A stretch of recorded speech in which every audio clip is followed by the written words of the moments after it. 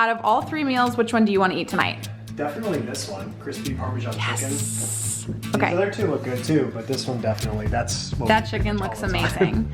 Okay, let's see. So prep time's only 10 minutes, total time 40, and calories 690, and it shows all of the ingredients. And then let's take, they all come in bags like this, which is super nice. Okay. Oh, So it's that's, the entire meal? yep, that's the entire meal. It has everything in it. Wow. So we have all 3. So let's put these other ones in the fridge. And then we'll open this one up and see everything that's inside. Green beans, scallions,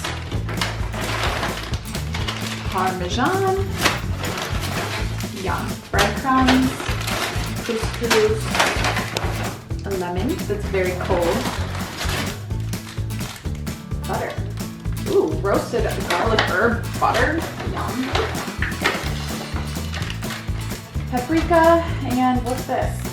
Sour cream. And then I'm pretty sure all of the meat is in the bottom of the box. Yeah, don't forget about ingredients, which may be hiding under the ice. Am I gonna burn my hand on the dry ice? Oh, cool, Possibly. look in here. All of the meat is in there.